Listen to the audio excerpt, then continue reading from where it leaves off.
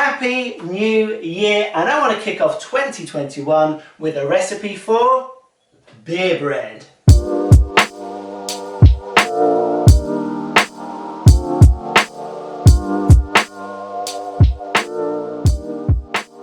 So, beer bread rolls, a really quick and simple recipe that makes a beautiful bread. It will make you the perfect cheese and pickle sandwich, but also goes beautifully with ham, or it'll go alongside anything really.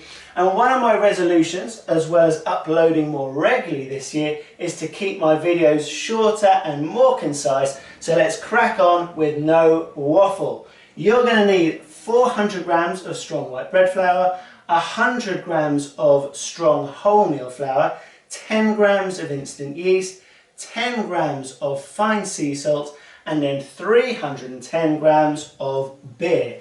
Now I like to use an ale that's kind of rich and hearty and malty. I tend to steer away from the kind of zingy citrusy flavours, but to be honest, it's up to you.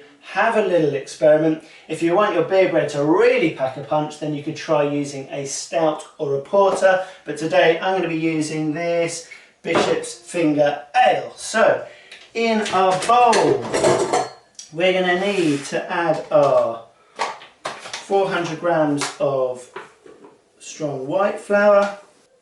There we go. You could use a higher proportion of wholemeal flour, but I tend to keep it at around 100 grams.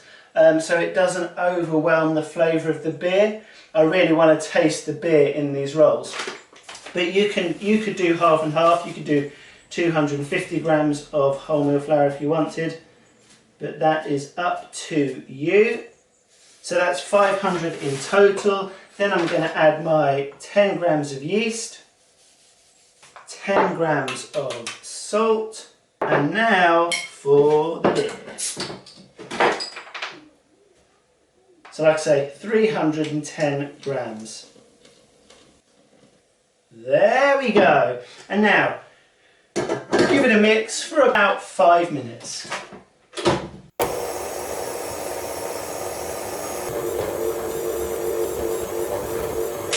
There we go, that's come together nicely.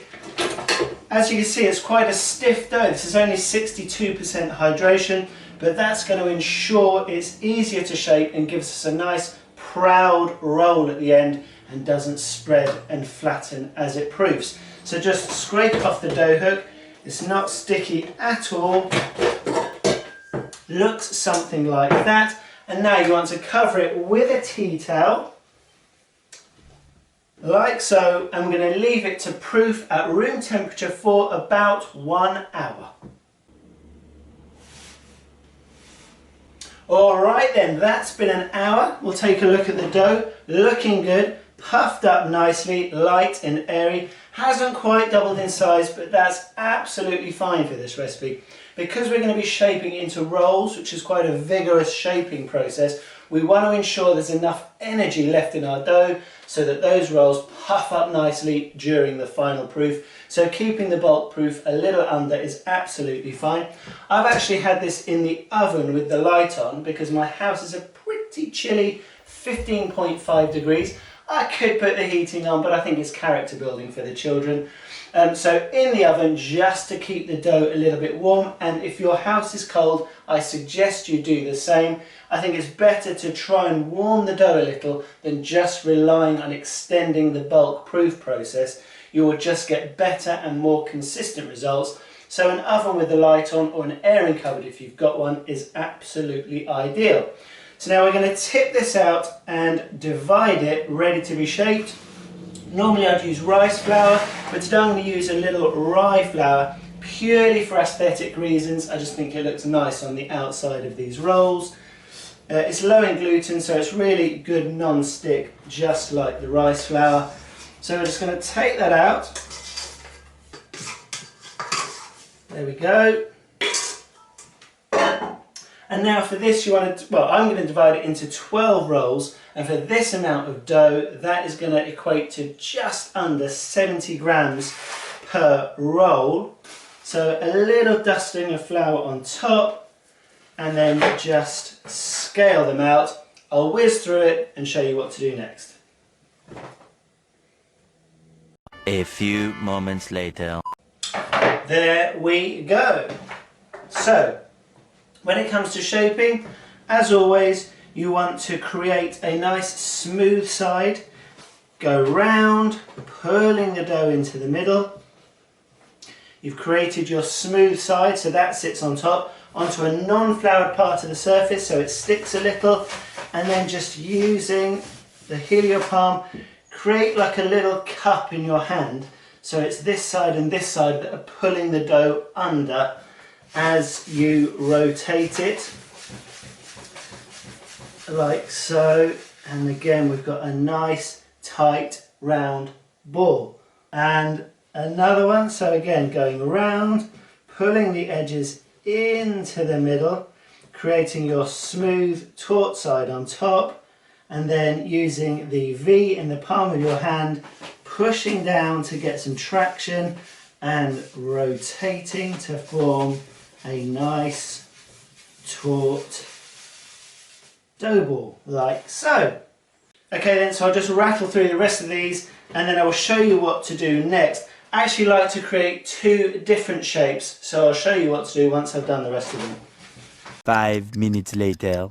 And there we go. So now you need a baking tray lined with some baking parchment, so that's going to stop them from sticking. And then we're just going to arrange them so they've got room to expand. Ooh. And then, like I said, for the other shape, it's basically the same, but I'm just going to stretch them out into not a mini baguette, but a kind of little oblong roll. So just take your dough ball and just give it a roll.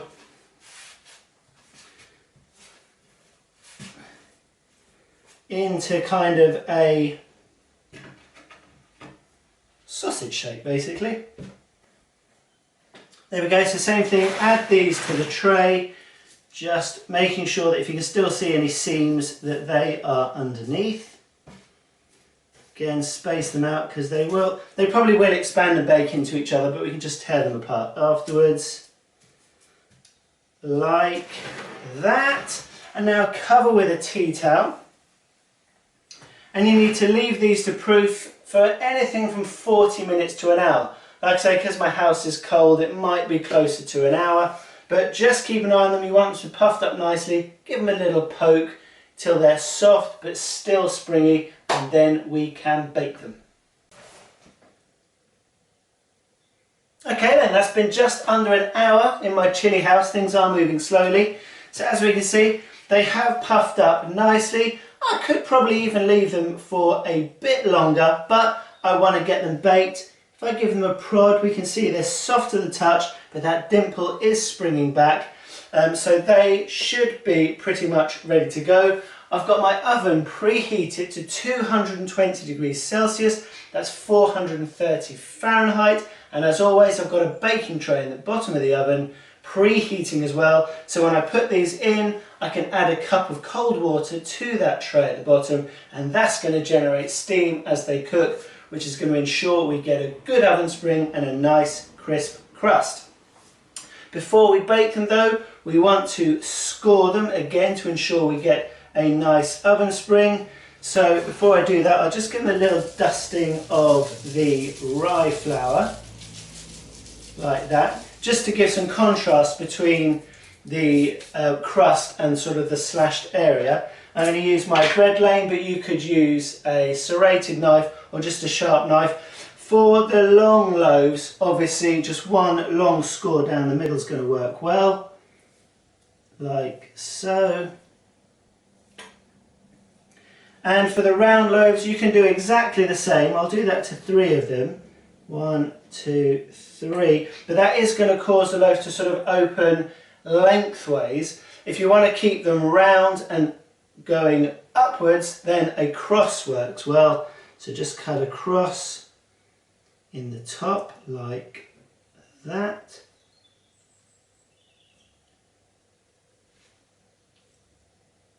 There we go. So you can see like that. So I'm going to get them in the oven, bake them for 15 to 20 minutes. Basically, the longer you bake them, the crispier and crunchier that crust is going to be. So if you want a fairly thin crust, 15 minutes should do it. But like I say, the longer you do it, the more crusty they will become. You'll probably find you can bake them at the 220 degrees for that whole time.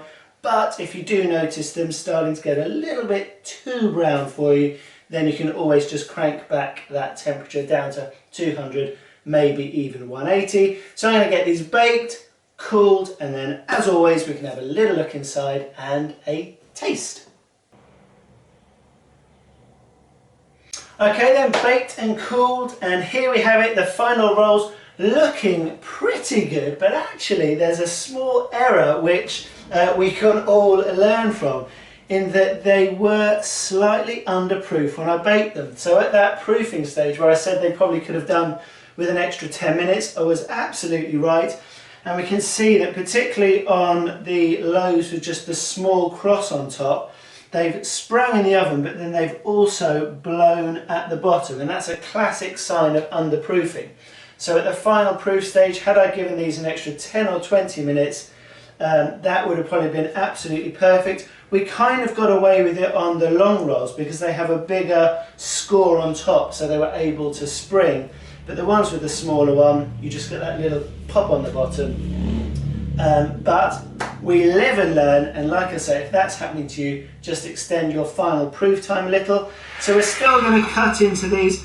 They'll be absolutely fine, particularly a roll like this, which isn't about that really sort of airy open crumb. They're still going to be absolutely delicious. So I'm going to take this one, cut into it, we'll have a little look and a taste. Nice crispy crust. There we go, nice even crumb, light. Like I say, we haven't got those huge air pockets, but that's not what we're after in this recipe. What we're after is that beer taste, and from the smell I can tell it's going to be there. So let's give it a little taste.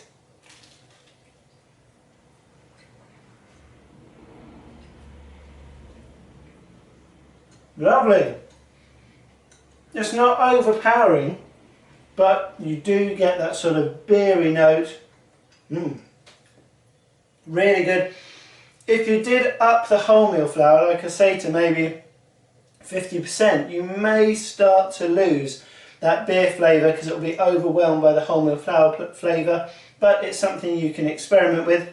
That's very nice, but hold on, let's do this properly.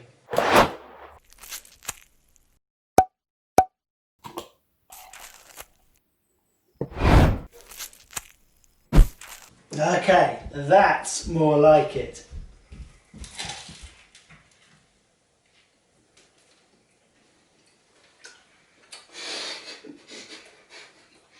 That's very good.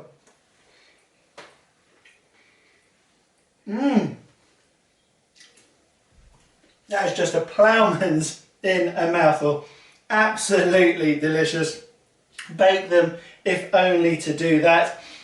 I hope you've enjoyed the video. I hope you've learned something. We all make mistakes, but don't worry about it. Just learn from them and you'll get it spot on the next time. So give this one a go, improve your baking, and until next time, happy baking.